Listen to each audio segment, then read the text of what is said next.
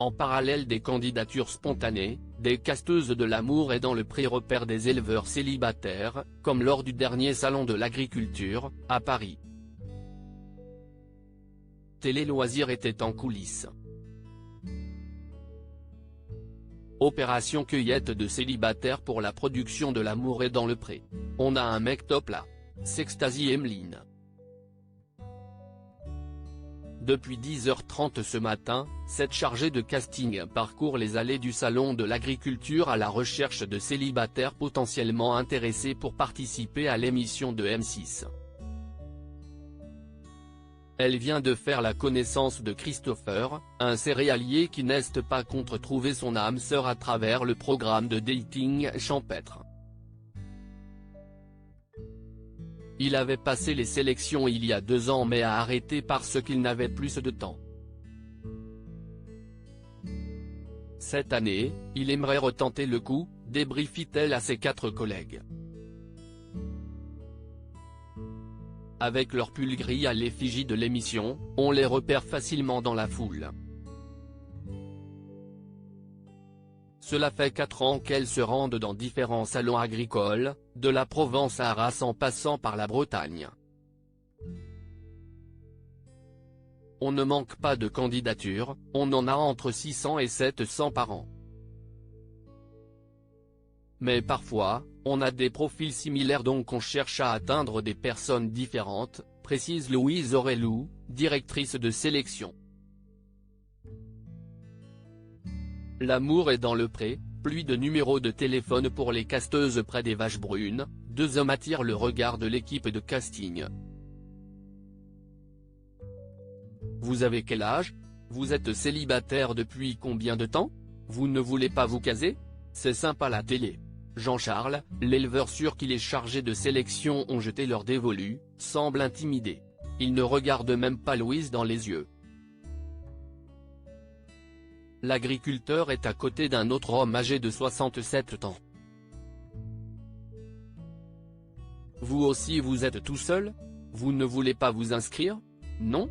Vous n'avez pas envie de vous embêter avec une nana? Lance Louise dans un éclat de rire. Pas de chance avec ces deux-là qui préfèrent décliner la proposition.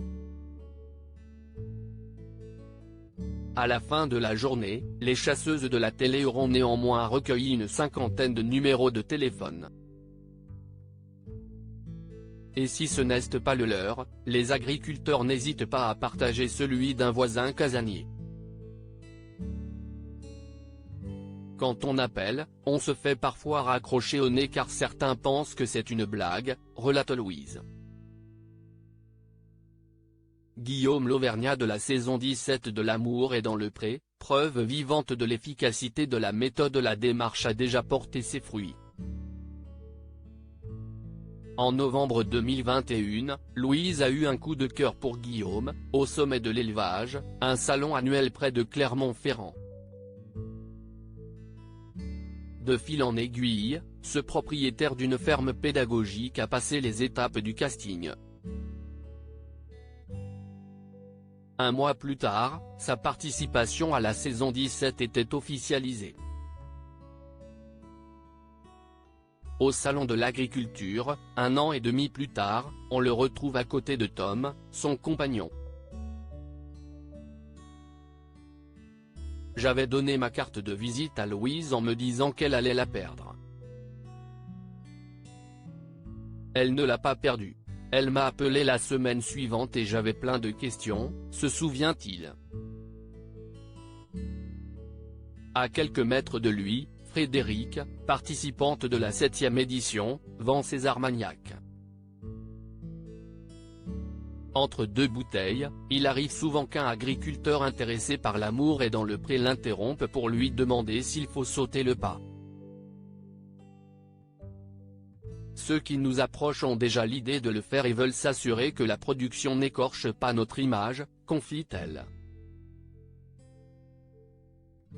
Elle leur répond alors que la bienveillance règne et qu'une discussion autour d'une vache pourrait bien changer leur destin. Comme elle a changé le sien.